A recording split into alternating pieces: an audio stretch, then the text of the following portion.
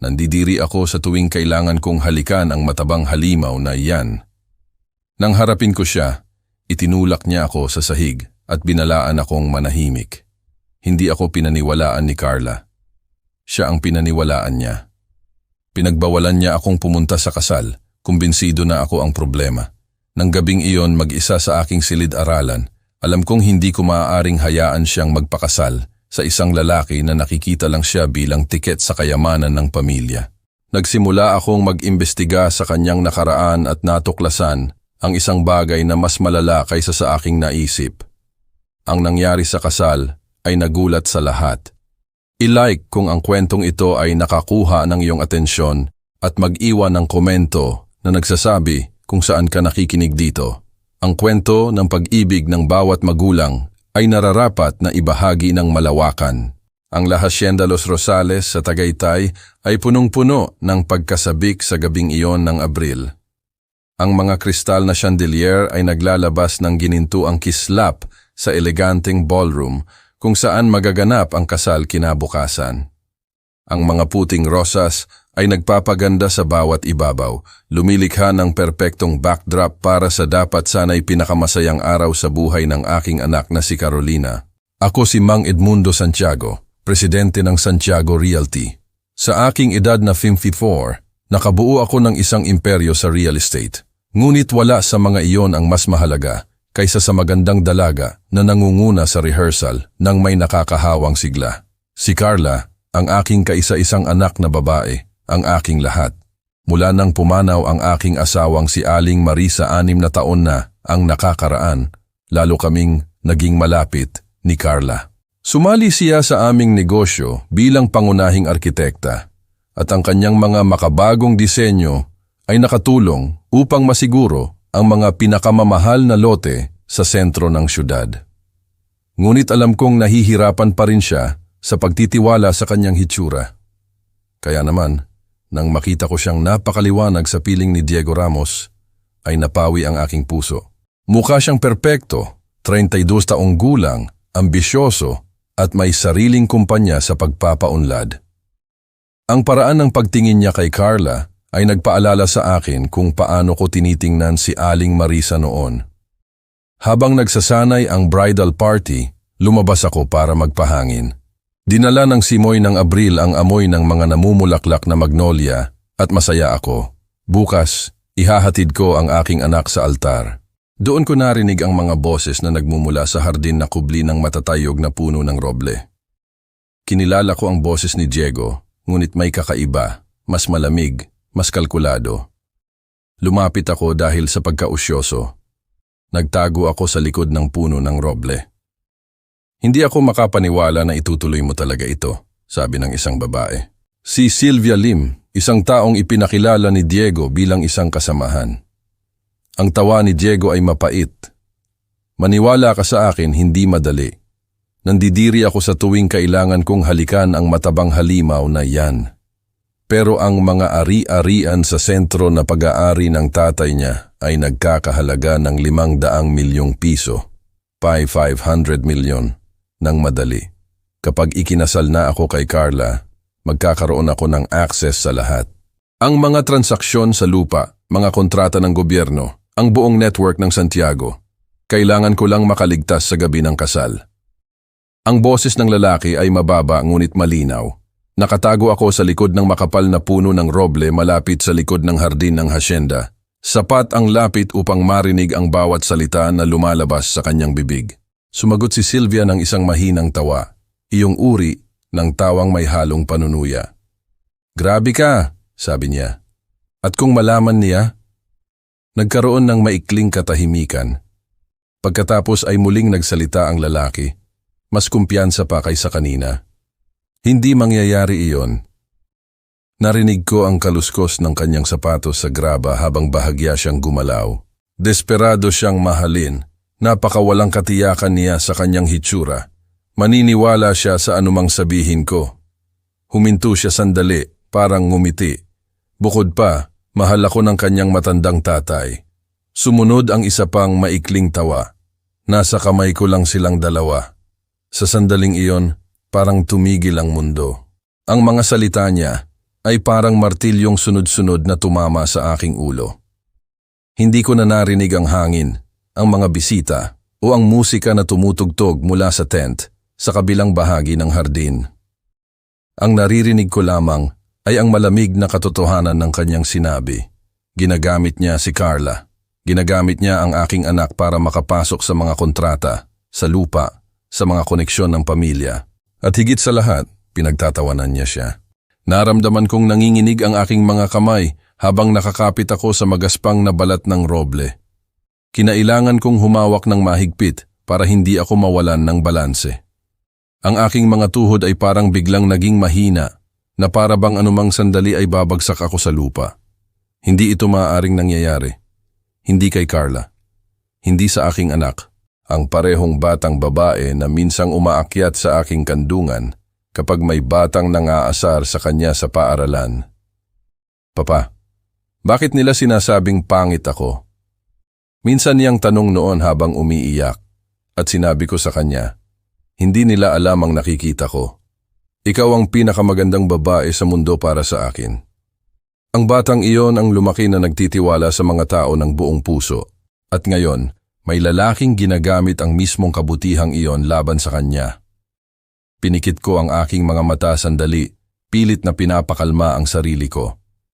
Ang galit ay parang apoy na umaakyat sa aking dibdib.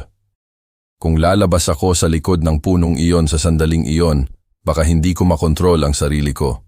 Ngunit alam kong hindi iyon ang kailangan ni Carla. Ang kailangan niya ay katotohanan.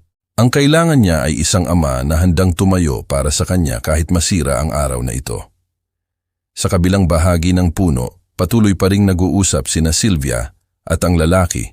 Walang kamalay-malay na may isang taong nakarinig ng bawat salitang lumabas sa kanilang bibig.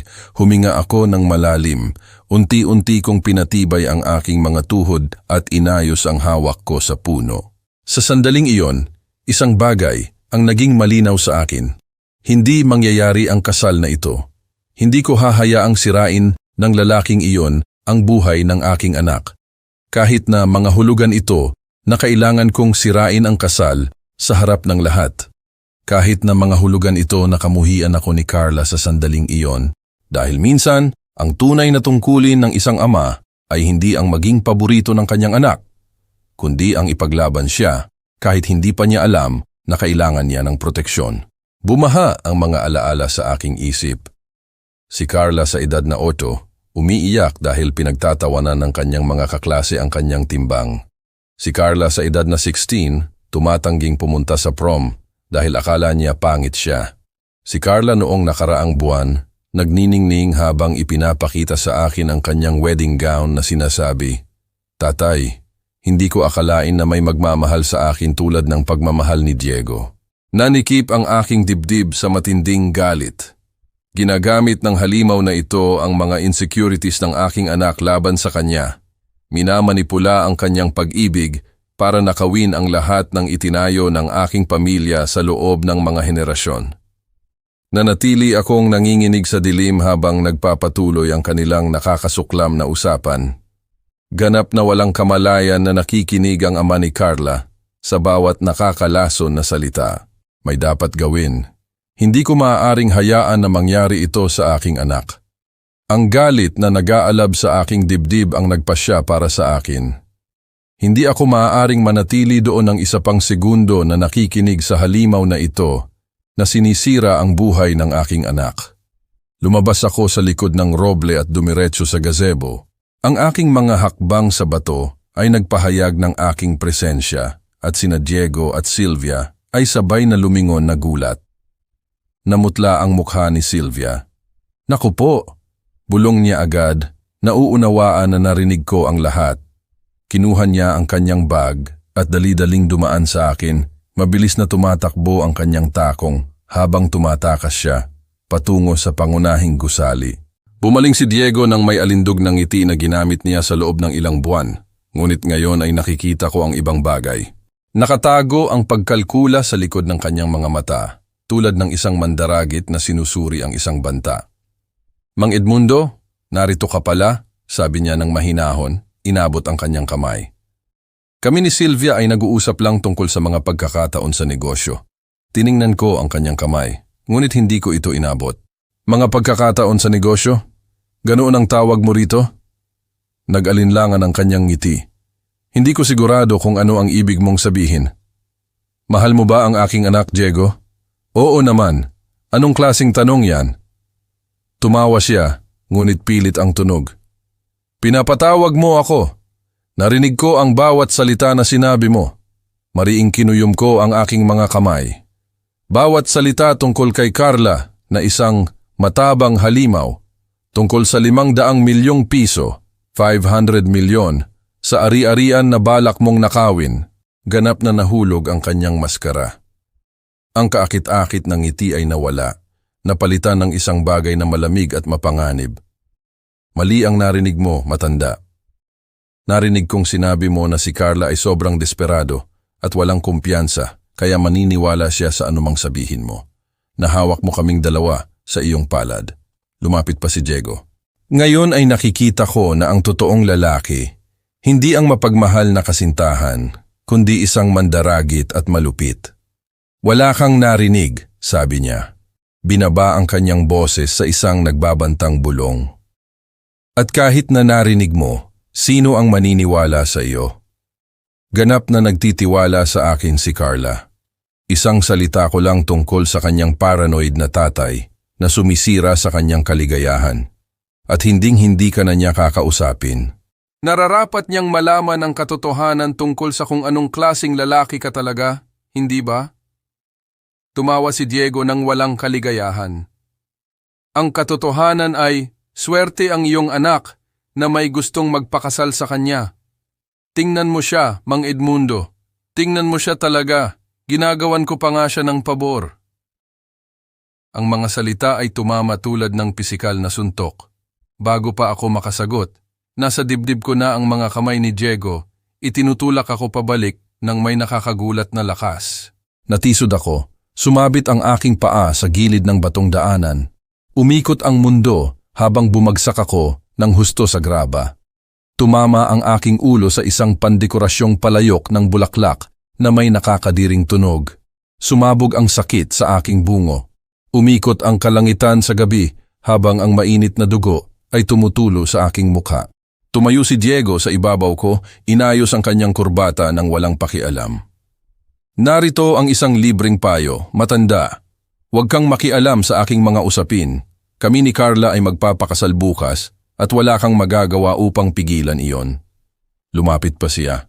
Kung susubukan mong makialam, kung sasabihin mo sa kanya ang isang salita tungkol sa pag-uusap na ito, sisiguraduhin kong malalaman niya kung anong klaseng kontrolado at mapanlinlang na ama mayroon siya. Bumaba ang kanyang boses sa isang halos bulong. Walang maniniwala sa iyo. Ako ang matagumpay na batang negosyante na nanligaw sa kanya. Ikaw lang ang mapait na ama na hindi siya mapakawalan. Anong kwento sa tingin mo ang paniniwalaan ni Carla? Sa puntong iyon, tumalikod siya at lumayo.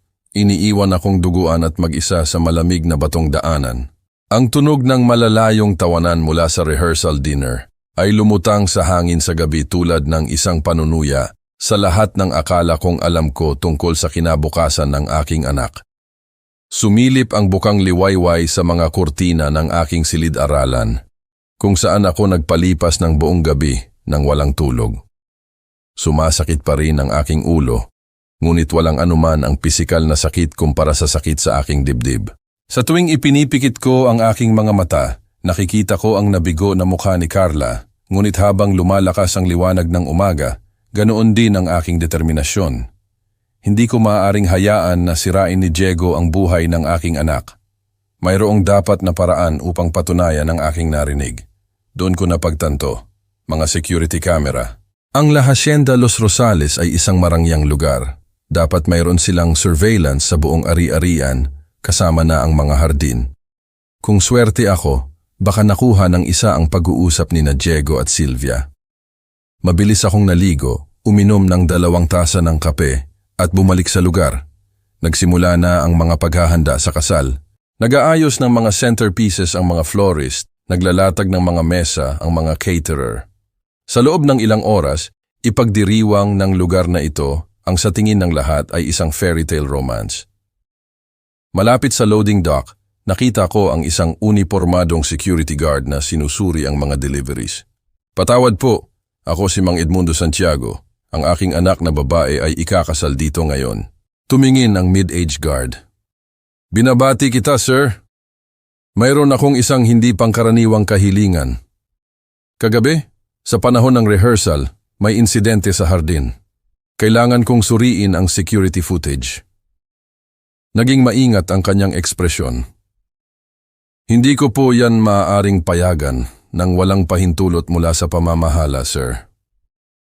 Naglagay ako ng pagkabahala sa aking boses. Ito ay tungkol sa kaligtasan ng aking anak. May dahilan ako para maniwala na ang kanyang kasintahan ay hindi ang taong ipinipinta niya. Nang subukan ko silang harapin, naging pisikal ang sitwasyon. Itinuro ko ang aking ulo. Lumambot ang kanyang ekspresyon. Nasaktan ka sa pagprotekta sa iyong anak.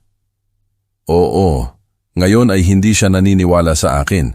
Akala niya sinusubukan kong sirain ang kanyang kasal. Ang tanging paraan para mapatunayan ko ang nangyari ay sa pamamagitan ng video evidence. Tumingin siya sa paligid at bumuntong hininga. Meron din akong anak na babae, sir. Kung may nagpaplanong saktan siya, huminto siya, nahihirapan sa protocol. Ang mga kamera ay konektado sa pangunahing sistema. Hindi ko ito maaaring i-authorize ng opisyal, ngunit baka pwede tayong sumulyap ng mabilis. Hindi opisyal. Napuno ako ng ginhawa. Salamat. Dinala niya ako sa isang service hallway patungo sa isang maliit na silid na puno ng mga monitor at recording equipment. Ang mga hanay ng screen ay nagpakita ng iba't ibang anggulo ng ari-arian. Anong oras? Tanong niya, umupo sa pangunahing konsol. Mga 8:30 kagabi, sa gazebo malapit sa mga roble. Gumalaw ang kanyang mga daliri sa keyboard. Naglalabas ng mga naka-archive na footage. Sakop ng camera 12 ang seksyon na yon. Bumubulusok ang aking puso habang ipinapakita ng screen ang walang laman na gazebo sa butil-butil na itim at puti. Pagdating ng 8:31, lumitaw ang dalawang figura, sina Diego at Sylvia, na lumalakad sa frame. Sila iyon, bulong ko. Pinanood namin kung paano sila animated na nag-uusap, kahit walang audio. Ang kanilang body language ay nagkukuwento. Intimate gestures. Tumatawa si Sylvia, ang kaswal na paraan ng pagkakaupo nila nang magkalapit. Pagkatapos, sa 8:47, lumitaw ang isa pang figura. Ako, bahagyang nakatago sa likod ng roble. Doon, itinuro ko. Doon ako nakikinig. Pinanood namin habang ang aking sarili sa screen ay lumabas at lumapit sa gazebo. Malinaw na ipinakita ng kamera ang paghaharap. Si Diego ay nakatayo ng agresibo, ang pagtulak, ang aking katawan ay bumagsak sa lupa. Diyos ko, bulong ng gwardya. Talaga siyang sinaktan ka. Ngunit tinitingnan ko ang screen, napagtanto ang iba pa. Pwede mo bang i-rewind bago ako lumitaw? Nag-scroll siya pabalik at muli naming nakita sina Diego at Sylvia. Sa pagkakataong ito, nag-focus ako sa kanilang interaksyon at ang nakita ko ay nagpalamig sa aking dugo. Sa 8:29, 2 minuto lang bago ako nagsimulang makinig, hinila ni Diego si Sylvia palapit sa kanya at hinalikan siya. Hindi isang magiliw na halik, kundi isang masidhing, intimate na halik na tumagal ng ilang segundo. Diyos ko, paghinga ko. Hindi lang niya ginagamit si Carla para sa pera, niloloko din niya ito. Kailangan ko ng kopya ng footage na ito, sabi ko. Ang aking boses ay matatag sa kabila ng unos na nagngangalit sa loob ko. Ang ebidensya ay naroon mismo sa screen, hindi maitatangging patunay ng totoong pagkatao ni Diego. Nag-alinlangan ang gwardya, ang kanyang mga daliri ay lumulutang sa keyboard. Sir, baka mawalan ako ng trabaho dahil dito. At baka mawalan ako ng aking anak sa isang halimaw. Yumuko ako. Pakiusap, nakita mo kung anong klaseng tao siya. Pagkatapos ng mahabang sandali, inilagay niya ang kanyang kamay sa drawer ng kanyang mesa at naglabas ng USB drive. Ipapakita ng mga timestamp kung kailan eksaktong nangyari ang bawat insidente. Walang makakapagsabi na ito ay minanipula o inalis sa konteksto. Habang inililipat ang mga file, Naramdaman ko ang isang bagay na hindi ko naranasan mula nang magsimula ang bangungot na ito. Kontrol. Sa unang pagkakataon, hindi ako nagre-react sa mga manipulasyon ni Diego. Kumilos ako. Tapos na ang paglilipat, inanunsyo ng guwardiya, inilalabas ang drive at ibinibigay sa akin. Ang parehong segment ay malinaw na may label. Ibinulsa ko ang USB sa aking jacket. Nararamdaman ang maliit na bigat nito na parang baluti. Salamat. Hindi ko ito makakalimutan. Ano ang iyong plano ngayon? Tanong niya nang may tunay na pag-aalala sa kanyang boses. Tiningnan ko ang aking relo. 10:45 ng umaga. Wala pang 4 na oras bago ang seremonya. Kailangan kong pag-isipan itong mabuti. Ganap na nasa ilalim ng kanyang impluensya si Carla. Kung mali ang aking pagharap dito, isasarado niya ako ng tuluyan. Maaari akong pumunta sa pulisya kasama ang footage ng pag-atake. Ngunit aabutin iyon ng masyadong mahaba. Sa oras na maproseso nila ang isang reklamo, kasal na siya sa kanya. Tumayo ako. Ang aking isip ay umaandar na. Hindi. Kailangan kong harapin ito mismo. Tumango ang gwardya, nauunawaan. Tandaan mo lang, hindi nagsisinungaling ang video. Ano man ang sinabi niya sa iyo, anumang kwento ang inimbento niya, ipinapakita ng kamera ang katotohanan. Habang naglalakad pabalik sa aking kotse, naramdaman ko ang init ng araw ng umaga sa aking mukha sa unang pagkakataon sa loob ng maraming oras. Ang pagkadismaya na kumakain sa akin mula nang tanggihan ako ni Carla ay nawawala, napapalitan ng isang bagay na mas matalim at nakatuon. Mayroon akong plano. Hindi ako pakikinggan ni Carla. Nilason ni Diego ang kanyang isip laban dito. Ngunit maaari niyang pakinggan ang ebidensya. Malamig, matibay na biswal na patunay na ang kanyang kaakit-akit na kasintahan ay isang mandaragit. Ang tanong ay ang tamang oras at lugar. Hindi ko maaaring basta na lang sumugod sa kanyang bridal suite na nagwawagayway ng USB drive.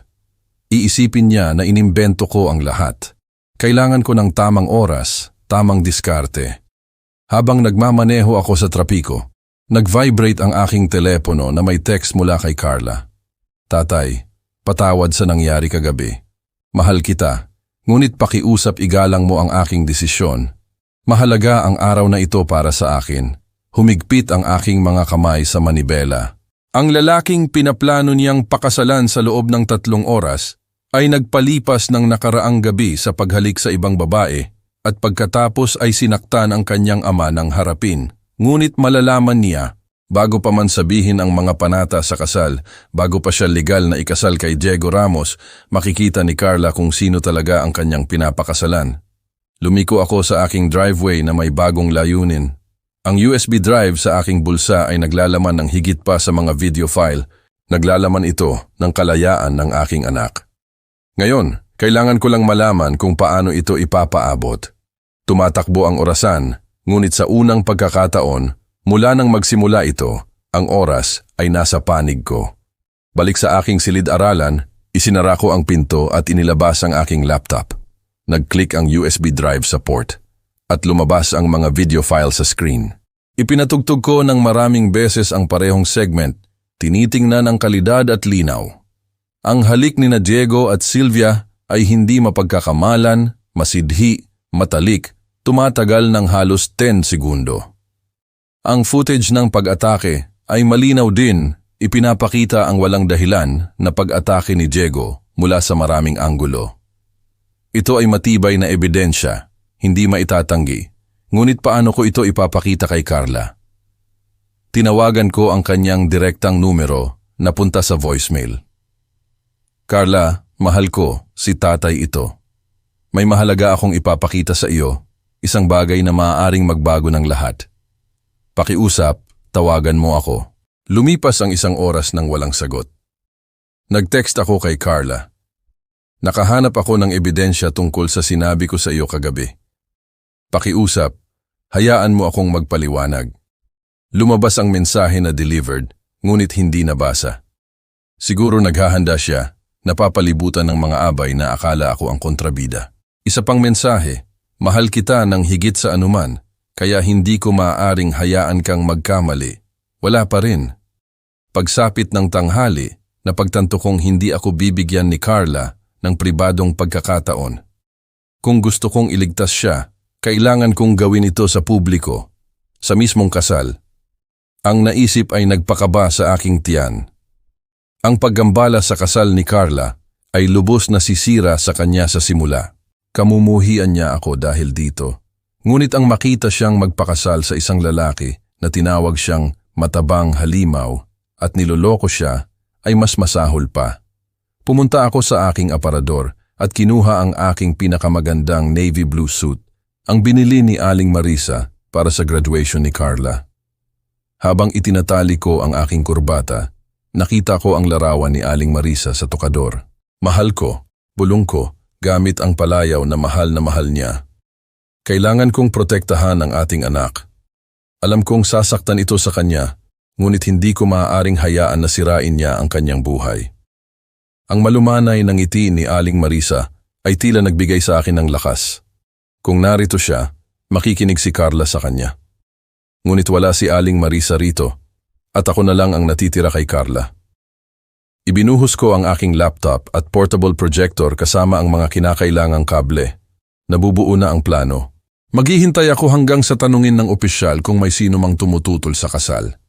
Pagkatapos tatayo ako, ipoproject ang video para makita ng lahat at hahayaan ang ebidensya na magsalita para sa sarili nito. Magiging dramatiko ito, nakakahiya para kay Carla. Malamang na magtatapos ito sa aming relasyon magpakailanman, ngunit ililigtas niya ito mula sa buhay ng pang-aabuso at pagtataksil. Ginugol ko ang hapon sa pagsasanay ng sasabihin ko. Kailangan itong maging kalmado, objetibo, may pakikiramay. Hindi ko maaaring hayaan na ang galit kay Diego ay lumagpas sa pagmamahal kay Carla. Mga ginoot ginang, nagpraktis ako sa salamin ng aking silid. Bago ipangako ng aking anak ang kanyang buhay sa lalaking ito, mayroon kayong kailangan makita. Matatag ang aking boses, ngunit nanginginig ang aking mga kamay. Nagtayo ako ng isang imperyo ng negosyo, nakipag-ugnayan sa milyon-milyong pisong transaksyon, hinarap ang mga corporate sharks, ngunit wala akong kinatatakutan tulad ng pagwasak sa puso ng aking anak upang iligtas ang kanyang kinabukasan. Habang sumasala ang araw ng hapon sa aking mga bintana, saglit akong umupo. Kakailanganin ko ang lahat ng aking lakas para sa darating. Sa loob ng 2 oras, isang bagay lamang ang malinaw sa aking isip. Kailangan kong iligtas si Carla. Kung magtatagumpay ako, maililigtas ko siya mula sa pinakamalaking pagkakamali ng kanyang buhay. Kung mabibigo ako, maaaring mawala siya sa akin magpakailanman. Ang pag-iisip na iyon ang paulit-ulit na umiikot sa aking ulo habang nakaupo ako sa sala ng bahay, hawak ang aking telepono. Ang screen nito ay maliwanag sa aking palad habang inaayos ko ang alarm. 1:30 ng hapon, oras para maghanda. Pinindot ko ang set at narinig ko ang maikling tunog ng kumpirmasyon. Sa sandaling iyon, parang may countdown na nagsimula sa aking buhay. 2 oras para baguhin ang kapalaran ng aking anak. Huminga ako ng malalim. Sa anumang mangyari sa araw na iyon, gusto kong malaman ng sarili ko ang isang bagay. Ginawa ko ang lahat ng magagawa ng isang ama upang protektahan ang kanyang anak. Kahit pa kamuhian niya ako dahil dito.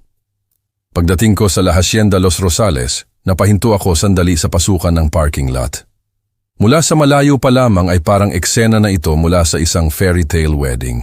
Ang malalaking puno sa paligid ng hacienda ay may nakapulupot na puting ribon at maliliit na ilaw. Ang bawat poste ng ilaw sa daanan ay pinalamutian din ng mahahabang tela na kumakaway sa hangin. Sa gitna ng damuhan ay may puting tent na tila kumikislap sa ilalim ng maliwanag na araw. Ang lahat ay perpekto. Masyadong perpekto. Ang mga bisita ay dumarating ng paisa-isa. Karamihan ay nakasuot ng kanilang pinakamagandang damit. May mga babae na nakaeleganting bestida. Ang iba ay may hawak na maliliit na handbag at nakangiti habang nagkukwentuhan. Ang mga lalaki naman ay nakasuit at barong, tumatawa habang nagkakamayan sa mga kakilala. Mula sa loob ng kotse ko, pinapanood ko silang lahat. Parang isang prosesyon ng kasiyahan. Naririnig ko pa ang ilan sa kanila habang dumaraan malapit sa aking sasakyan. Ang ganda ng lugar, ano? Sabi ng isang babae. Bagay na bagay kay Carla. Parang prinsesa ang kasal niya, sagot ng isa. Napapikit ako sandali. Kung alam lamang nila ang totoo tungkol sa lalaking ikakasal. Kung alam lamang nila ang mga dokumentong nasa folder sa passenger seat ko. Ang mga litrato. Ang mga record. Ang mga bagay na matagal kong hinanap upang patunayan ang aking hinala. Muli kong binuksan ang aking mga mata at tumingin sa harap. Sa dami ng dumadaan na bisita, marami sa kanila ay kilala ko. Mga kapitbahay mula pa noong bata si Carla. Mga dating guru niya. Mga kaibigan ng pamilya na nakakita sa kanya na matutong magbisikleta sa kalsada namin. Mga taong dumalo sa kanyang graduation at nagbigay ng regalo noong ika-18 ng kaarawan niya. Ngayon, lahat sila ay narito upang ipagdiwang ang sa tingin nila ay happily ever after. Ngunit alam ko ang katotohanan. At kung tama ang aking nalaman, ang kasal na ito ay hindi magiging simula ng isang magandang buhay para sa anak ko. Ito ay magiging simula ng isang bangungot. Tumingin ako sa oras sa dashboard ng kotse. 1:07 p.m. 23 minuto bago tumunog ang alarm. Ipinatong ko ang aking kamay sa manibela at naramdaman kong bahagyang nanginginig ang aking mga daliri. Hindi dahil sa takot sa lalaki na aking haharapin, kundi dahil sa takot sa maaaring mangyari sa pagitan namin ng aking anak. Kapag ginawa ko ito, maaaring kamuhian ako ni Carla. Maaaring isipin niyang sinira ko ang pinakamahalagang araw ng kanyang buhay. Ngunit kung hindi ko gagawin, maaaring sirain ng ibang tao ang buong buhay niya. Huminga ako ng malalim at tumingin muli sa hasyenda. Ang puting mga ribon ay sumasayaw sa hangin. Ang mga bisita ay patuloy na dumarating. At sa loob ng gusali, malamang ay naghahanda na si Carla. Iniisip na ito ang pinakamasayang araw ng kanyang buhay. Pinisil ko ang manibela at bumulong sa sarili ko. Patawad, anak, pero kailangan kong gawin ito. Sa loob ng ilang minuto, lalabas na ako ng kotse na ito at kapag nangyari iyon, wala nang babalikan pa. Nag-alinlangan ako. Paano kung nagkamali ako? Paano kung ang pagsira sa kasal ni Carla ang tunay na krimen? Pagkatapos ay naalaala ko ang mga salita ni Diego. Ang matabang halimaw na iyon, ang kalupitan, ang kalkuladong kislap sa kanyang mata ng pag-usapan ng aming kayamanan. Hindi ako nagkamali. Kinuha ko ang aking bag ng laptop at dumaan sa service entrance. Iniiwasan ang pangunahing daloy ng mga bisita. Napakaganda ng ballroom ng venue. Daan-daang puting rosas. May mantsang salamin na naglalabas ng mga bahaghari na pattern sa sutlang alpombra ng pasilyo. Nakahanap ako ng upuan sa pinakahuling hilera, nakatago sa likod ng isang marmol na haligi. Mula dito, makikita ko ang lahat habang nananatiling discreet. Ikinekonekta ko ang aking computer sa audio-visual system ng venue dahil ang mga modernong wedding venue ay nilagyan para sa mga presentasyon. Patuloy na pumapasok ang mga bisita. Nakakakuha ako ng mga sipi. Si Carla ay nagniningning. Napakagandang mag-asawa. Dapat ay napaka-proud ni Mang Edmundo. Kung alam lang nila na ang mapagmataas na ama ay naghahanda upang sirain ang kasal ng kanyang anak. Nagbago ang musika at pinigilan ko ang aking hininga. Lumabas si Carla. Napakaganda sa dumadaloy na puting sutla. Ang kanyang maitim na buhok sa malalambot na alon sa ilalim ng isang pinong belo. Mukha siyang nagniningning, kumikinang sa kaligayahan. Sa isang sandali, nang makita ko siyang napakasaya, muntik na akong mawalan ng lakas ng loob. Paano ko masisira ang kagalakan na iyon? Pagkatapos ay nakita ko si Diego sa altar, suot ang kanyang mamahaling tuksedo, ang larawan ng debosyon, ngunit alam ko kung ano ang nasa ilalim ng fakad na iyon. Habang naglalakad si Carla patungo sa altar, napansin ako ng mga bisita. Si Mang Edmundo iyan. Akala ko hindi siya pupunta.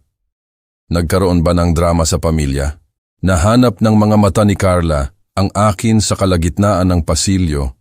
Ang kanyang ekspresyon ay nagbago mula sa kagalakan tungo sa pagkalito at pagkatapos ay galit. Muntik siyang madulas ng bahagya. Napagtanto na naroon ako sa kabila ng kanyang malinaw na kahilingan. Lumiko ang ulo ni Diego sa akin. Namutla ang kanyang mukha. Mula pa sa distansya na ito ay nakikita ko ang takot sa kanyang mga mata. Alam niya kung bakit ako narito. Nagpatuloy ang seremonya sa kabila ng tensyon. Sinimulan ng ministro ang tradisyonal na mga salita habang naghihintay ako ng sabik.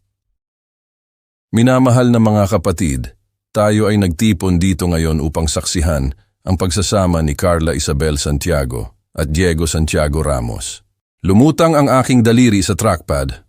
Handa na ang lahat. Nakahanda ang mga video file.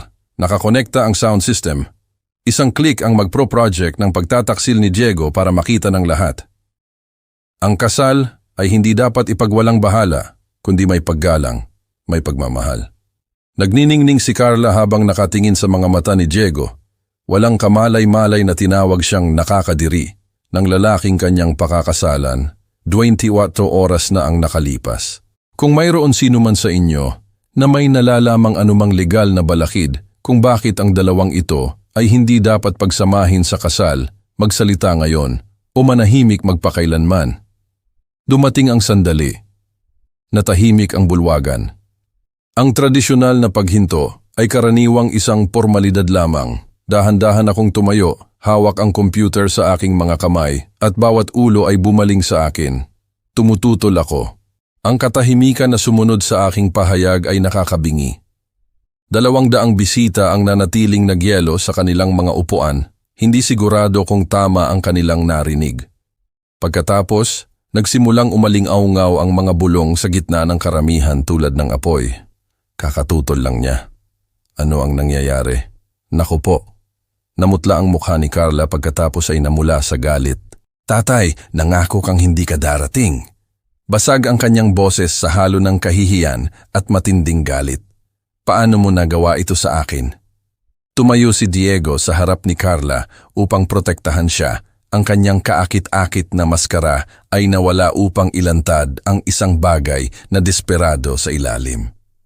Mang Edmundo, pakiusap, huwag mong gawin ito, anuman ang sa tingin mong alam mo. Wala akong pinaniniwalaan, sabi ko. Ang aking boses ay malinaw na umabot sa acoustics ng bulwagan. Alam ko kung anong klaseng tao ka, Diego, at dapat malaman din ng lahat dito. Nag-click ako sa aking computer at bumuhay ang malalaking screen ng venue. Mga hinuot ginang, bago ipangako ng aking anak ang kanyang buhay sa lalaking ito, mayroon kayong kailangan makita. Nagsimulang mag-play ang unang video. Malinaw na ipinapakita ng timestamp kahapon 8:29 ng gabi. Lumabas sina Diego at Sylvia sa screen, magkalapit na nakaupo sa hardin. Kahit na hindi malinaw na naririnig ang audio sa simula. Ang boses ni Diego ay umalingaw-ngaw sa sound system ng venue. Nandidiri ako sa tuwing kailangan kong halikan ang matabang halimaw na yan. Ngunit ang mga ari-arian sa sentro na pag-aari ng tatay niya ay nagkakahalaga ng 500 milyong piso, 500 milyon, ng madali. Kailangan ko lang makaligtas sa gabi ng kasal. Nagkaroon ng pagbulong-bulungan sa buong bulwagan. Ilang babae ang nagtakip ng kanilang bibig sa pagkagulat. Narinig kong may nagsabi, "Naku po, tinawag niya lang si Carla." Tiningnan ni Carla ang screen. Ang kanyang mukha ay isang maskara ng kawalang paniwala. Hindi ito totoo. Hindi ito maaaring totoo. Ngunit nagpatuloy ang video. Malinaw ang boses ni Sylvia.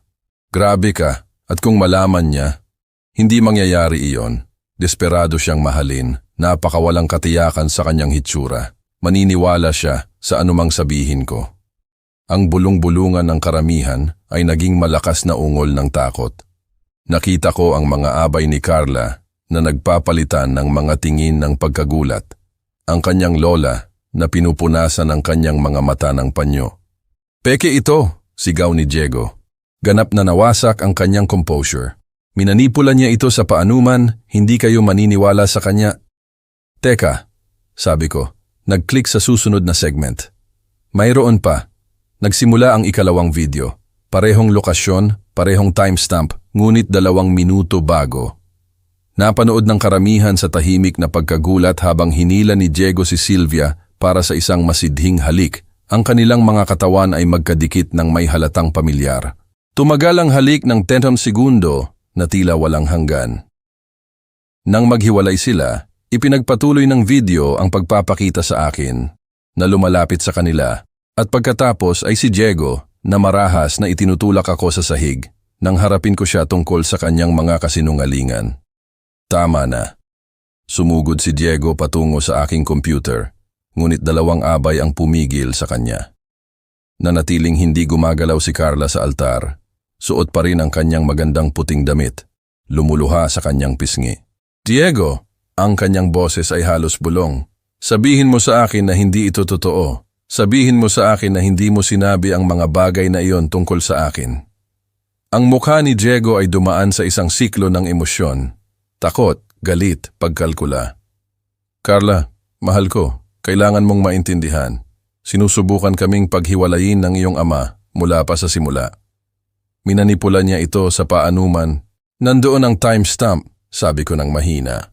Ang footage ay mula sa security camera ng lugar na ito, mismong lugar mo, Diego. Hilingin mo sa staff na i-verify. Ang manager ng venue na nanonood mula sa gilid ay nag-aatubiling lumapit. Sir, iyan ang aming mga security camera. Mukhang totoo ang footage. Nanghina ang mga tuhod ni Carla. Hinawakan ng kanyang abay ang kanyang braso, ngunit pinakawalan siya ni Carla. Tiningnan niya si Diego nang may mga matang puno ng pagtataksil at sakit. Tinawag mo akong halimaw. Sinabi mong nakakadiri ako. Carla, pakiusap. Pinapakasalan mo lang ako para sa pera, para sa aming mga ari-arian. Lumakas, lumiwanag ang kanyang boses. At niloloko mo ako kay Sylvia at sinaktan mo ang aking ama. Tumingin si Diego sa paligid ng silid, nakita ang pagkasuklam at galit sa bawat mukha. Ang kanyang maingat na itinayong fakad ay gumuguho at alam niya iyon. Kalokohan ito, bulong niya, umatras patungo sa labasan. Baliw kayong lahat kung naniniwala kayo dito. Tumalikod siya at tumakbo. Ang kanyang mamahaling sapatos ay umalingaw-ngaw sa marmol na sahig habang tumatakas siya sa pangunahing pinto. Ilang lalaking bisita ang nagsimulang sumunod sa kanya, ngunit itinaas ko ang aking kamay. Hayaan niyo na, sabi ko. Hindi siya sulit. Sumambulat ang bulwagan sa halo ng palakpakan at nag-aalalang boses habang ang mga tao ay tumatakbo patungo kay Carla, ngunit ako ang tinitingnan niya. Ang kanyang mga mata ay puno ng luha at iba pa, pasasalamat. Tatay, bulong niya at bumagsak sa aking mga bisig. Ang La Hacienda Los Rosales ay tila ibang lugar. Isang oras pagkatapos, ang mga eleganteng dekorasyon ay nanatili, ngunit ang mga upuan ay walang laman. Ang mga puting rosas ay bahagyang nalanta sa kanilang mga kaayusan. Karamihan sa mga bisita ay umalis na. Ang ilan ay nag-aalok ng mga salita ng suporta. Ang iba ay hindi lang alam kung ano ang sasabihin matapos masaksihan ang isang napakadramatikong pagbubunyag. Kami ni Carla ay magkasamang umupo sa unang hilera, tahimik na nakaharap sa altar. Nakasindi pa rin ang ilang kandila sa harapan at ang malambot na liwanag nito ay sumasalamin sa sahig ng simbahan. Ang karamihan sa mga bisita ay umalis na at ang dating ingay ng kasiyahan ay napalitan ng isang mahinahong katahimikan. Suot pa rin namin ang aming formal na kasuotan. Si Carla ay nakasuot pa rin ng kanyang wedding gown. Ang puting tela ay bahagyang kumakalat sa paligid ng kanyang upuan. Ang mga lace sa manggas nito ay bahagyang gusot na, tanda ng mahabang araw na puno ng emosyon. Ako naman ay nakasuot pa rin ng aking navy blue suit na ngayon ay tila mas mabigat kaysa noong umaga. Ngunit sa kabila ng lahat, ang katahimikan sa pagitan namin ay hindi nakakahiya. Sa loob ng ilang minuto, wala kaming sinabi. Naririnig ko lamang ang mahinang pag-ugong ng hangin sa labas at ang bahagyang kaluskos ng mga dahon sa bintana ng simbahan. Ang araw ay halos lumubog na at ang mga huling sinag nito ay dumaraan sa mga stained glass, nagbibigay ng kulay sa sahig. Sa wakas, nagsalita si Carla. Tatay, ang isang salitang iyon ay parang bumalik sa akin ang lahat ng alaala. Ang unang beses na tinawag niya akong tatay noong siya ay maliit pa. Ang mga gabing kinukuwentuhan ko siya bago matulog at ang mga sandaling hawak ko ang kanyang kamay habang tinuturuan siyang tumawid sa kalsada. Ngunit ngayon, Ang kanyang boses ay barado sa pag-iyak. Patawad po na hindi ako naniwala sa iyo, sabi niya, halos pabulong. Dapat ay nakinig ako. Hindi ako agad nakapagsalita. Sa halip, marahan kong hinawakan ang kanyang kamay at ipinasok ito sa aking palad. Ramdam ko kung gaano kaliit at kalamig ang kanyang mga daliri. Parang bumalik siya sa pagiging batang babae na minsang humawak sa kamay ko tuwing natatakot siya sa kulog. Mahigpit niyang hinawakan ang kamay ko na para bang natatakot siyang mawala ito. Tatay, akala ko tama ako. Patuloy niya, pinipigilan ang pagluha. Akala ko pinoprotektahan ko ang sarili ko. Hindi ko naisip na nasasaktan na pala kita. Dahan-dahan akong huminga. Sa totoo lang, maraming gabi ang dumaan na iniisip ko kung tuluyan na bang nasira ang relasyon namin. Ang mga salitang nasabi, ang mga paratang, ang mga sandaling pinili niyang maniwala sa iba kaysa sa akin, lahat ng iyon ay nag-iwan ng sugat. Pero habang hawak ko ang kamay niya sa sandaling iyon, napagtanto ko na may mga bagay na mas mahalaga kaysa sa pagiging tama. Carla, sabi ko ng mahina. Lumingon siya sa akin, ang kanyang mga mata ay pula sa pag-iyak. Ang pinakamahalaga ay nandito ka ngayon, sabi ko, at nagsasalita ka mula sa puso. Napahikbi siya at yumuko ng bahagya. Natakot po ako, amin niya. Natakot akong tanggapin na mali ako. Ngumiti ako ng bahagya. Alam mo, sabi ko, kahit ang matatanda ay natatakot ding aminin na nagkamali sila. Bahagyang natawa si Carla sa pagitan ng kanyang mga luha. Ilang sandali kaming muling natahimik, ngunit ngayon ang katahimikan ay mas magaan. Parang may isang mabigat na pader na unti-unting gumuho sa pagitan namin. Tatay, sabi niya muli, mas mahinahon na ngayon. Pwede pa ba nating ayusin ang lahat? Tiningnan ko ang anak ko, ang batang minsang tinuruan kong magbisikleta, ang dalagang minsang nagtampo sa akin dahil hindi ko siya pinayagang umuwi ng gabi, at ang babaeng ngayon ay natututo kung paano harapin ang mga pagkakamali ng buhay. Pinisil ko ng bahagya ang kanyang kamay. Anak, sagot ko, ang pamilya ay hindi nasisira dahil sa pagkakamali. Huminga ako ng malalim bago ko ipinagpatuloy. Nasisira lang ito kapag tumigil tayong magpatawad. Muling tumulo ang luha sa kanyang pisngi. Ngunit ngayon ay may kasama na itong ngiti. At habang nakaupo kami roon sa unang hilera ng simbahan, dalawang taong parehong sugatan, ngunit handang magsimulang muli, napagtanto ko na minsan, ang pinakamahalagang himala ay hindi ang pagwawagi laban sa mga kaaway, kundi ang muling pagkikita ng dalawang pusong minsang nagkalayo. Mahal ko, wala kang dapat ipagpaumanhin. Minamahal mo ang isang tao ng buong puso, hindi iyan dapat ikahiya. Ngunit pinili ko siya kaysa sa iyo. Pinagbawalan ko ang aking sariling ama sa aking kasal dahil naniwala ako sa kanyang mga kasinungalingan. Naniwala ka sa gusto mong paniwalaan dahil nararapat kang mahalin, sabi ko ng mahinahon. Iyan ang likas na katangian ng tao. Iyan ang nagpapaganda sa iyo, ang iyong kakayahang magtiwala, umasa, magmahal ng buo. Sumandal si Carla sa aking balikat at sa isang sandali, muli siyang naging 8 taong gulang na naghahanap ng aliw pagkatapos ng isang mahirap na araw sa paaralan. Naunawaan sana ito ni nanay, hindi ba? Bulong niya. Naisip ko si Aling Marisa, ang kanyang karunungan, ang kanyang intuisyon tungkol sa mga tao. Ang iyong ina ay laging nagsasabi na ang tunay na pag-ibig ay nagpaparamdam sa iyo na mas ikaw ang iyong sarili, hindi mas kaunti. Pinadududa ka ni Diego sa iyong sarili, pinaramdam niya sa iyo na kailangan mong magbago upang maging karapat-dapat sa pag-ibig. Ginawa niya, pag-amin ni Carla. Lagi kong sinusubukan na maging mas payat, mas maganda, mas matagumpay, anuman upang panatilihin ang kanyang interes. Hindi hinihingi ng tunay na pag-ibig na paliitin mo ang iyong sarili upang magbigay puwang para sa ibang tao. Umupo kami ng tahimik habang ang araw ng hapon ay sumasala sa mga may mantsyang salamin na bintana na nagpipinta ng mga bahaghari na pattern sa walang laman na altar kung saan sana ikinasal si Carla. Ano na ngayon? Tanong niya. Ngayon ay uuwi tayo. Muli nating itatayo ang Santiago Realty ng magkasama. Magfo-focus tayo sa pamilya na mayroon pa tayo at sa legacy na gusto nating iwan. Umayos ng upo si Carla at nakita ko ang isang bagong bagay sa kanyang mga mata. Hindi lamang sakit, kundi lakas. Gusto kong palawakin ang aming mga proyektong residensyal. Magtayo ng abot-kayang pabahay para sa mga pamilya na hindi makakabili ng mga mararangyang lugar na ito. Siguraduhin na ang ibang tao ay magkaroon ng ligtas at magagandang tahanan. Lumaki ang pagmamalaki sa aking dibdib. Kahit na matapos traidorin at pahiyain, iniisip pa rin ng aking anak ang pagtulong sa iba. Mukhang isang bagay na gugustuhin ng iyong ina, sabi ko. Binuo namin ang mga gamit ni Carla at sabay na lumabas ng venue. Pagdating sa parking lot, huminto si Carla at tumingin sa mansyon.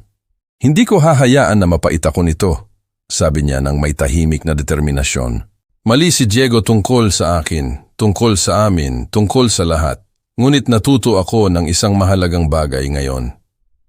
Ano iyon? Na ang mga taong tunay na nagmamahal sa iyo ay ipaglalaban ka kahit na ayaw mong gawin nila, kahit na magastos sa kanila ang lahat. Habang nagmamaneho kami pauwi ng magkasama, naramdaman ko ang kapayapaan na hindi ko naranasan sa loob ng ilang buwan.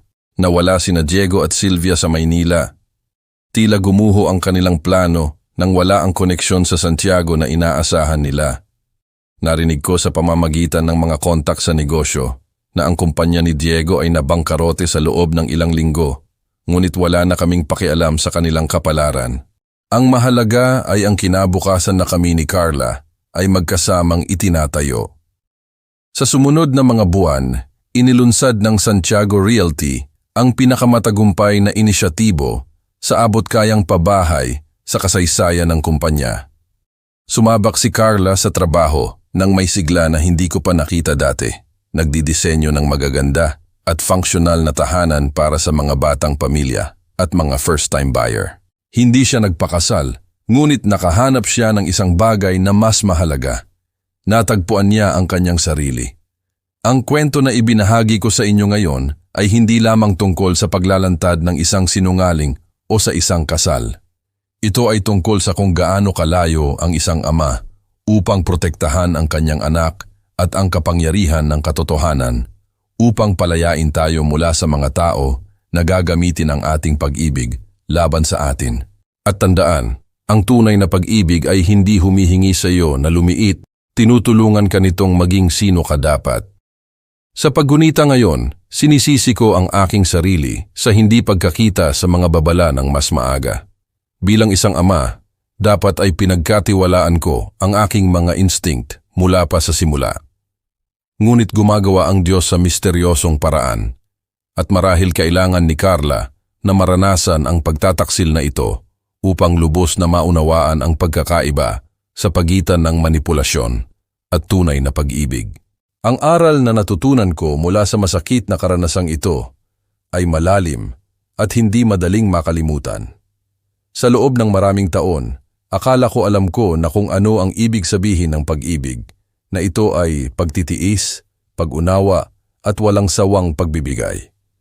Ngunit sa pagdaan ng mga pangyayaring halos sumira sa aming pamilya, napagtanto ko na may mas mahalagang katotohanan na madalas nating nakakalimutan.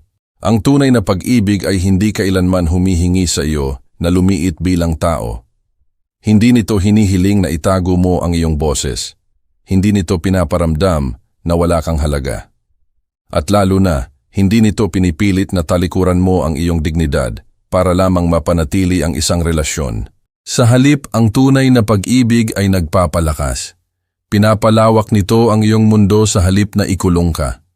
Pinaparamdam nito na ikaw ay ligtas, pinahahalagahan, at tinatanggap kung sino ka talaga.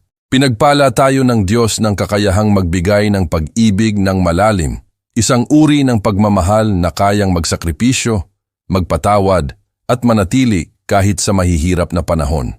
Ngunit kasabay ng regalong iyon, binigyan din niya tayo ng karunungan. Ang karunungan na makilala kung kailan ang pag-ibig ay tunay, at kung kailan ito ginagamit laban sa atin. May mga tao sa mundo na marunong magsalita ng matatamis na salita, ngunit walang laman ang kanilang mga pangako.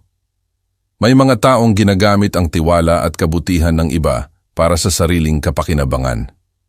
Kapag nangyari iyon, madalas nating isipin na kailangan nating manatili, magtiis, o manahimik dahil iyon daw ang ibig sabihin ng pagmamahal.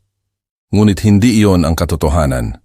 Ang pag-ibig na nakakasakit sa iyong pagkatao, na unti-unting kumakain sa iyong kumpiyansa at kapayapaan, ay hindi pag-ibig.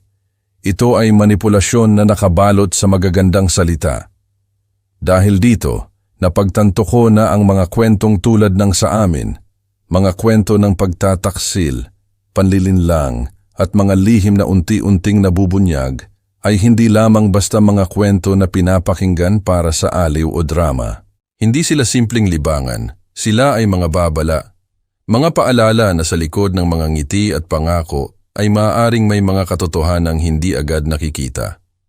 Mga paalala na ang pagtitiwala ay mahalaga, ngunit ang pagiging mapagmatyag ay kasing halaga rin. Minsan, ang isang kwento na narinig mo mula sa ibang tao ay maaaring maging dahilan upang mailigtas ang sarili mo mula sa parehong kapalaran. Minsan, ang isang aral mula sa sakit ng iba ay maaaring maging gabay upang protektahan ang iyong pamilya, ang iyong puso, at ang iyong kinabukasan. Kung may isang bagay man akong nais na maunawaan ng sinumang makakarinig ng aming kwento, ito ay ito. Ang pag-ibig ay dapat magpalaya, hindi magkulong. Dapat itong magpatibay, hindi magpahina. At kapag dumating ang sandaling naramdaman mong nawawala na ang iyong halaga sa isang relasyon, huwag matakot na tumayo at ipagtanggol ang sarili mo. Dahil ang tunay na pag-ibig, ang pag-ibig na inilaan ng Diyos para sa atin, ay hindi kailanman nangangailangan na mawala ka upang manatili ito. Narinig ko ang mga katulad na kwento mula sa mga magulang at lolo't lola na kinailangan gumawa ng imposibleng desisyon upang protektahan ang kanilang mga anak. Kami, ang mga lolo't lola at magulang, ay nagdadala ng mga pasaning ito dahil ipinagkatiwala sa amin ng Diyos ang banal na tungkulin na protektahan ang aming mga pamilya. Minsan, may malaking personal na kapalit ang proteksyon na iyon, ngunit ito ay isang presyo na kusang loob naming binabayaran. Ngayon kami ni Carla ay ibinabahagi ang aming kwento bilang isa sa maraming kwento ng pagtataksil na kailangan ibahagi. Napakaraming tao ang nagdurusa ng tahimik, naniniwala na mas mababa ang kanilang nararapat kaysa sa kanilang halaga. Ang mga kwentong ito ng sakripisyo at proteksyon ay nagpapaalala sa atin na ang pag-ibig ng pamilya ay nananatili sa lahat ng pagsubok. Pinagpala ng Diyos ang aming pamilya ng paggaling at paglago mula sa mahirap na araw na iyon. Mas malakas ang aming pagkakabuklod ngayon, itinatayo sa katotohanan sa halip na ilusyon.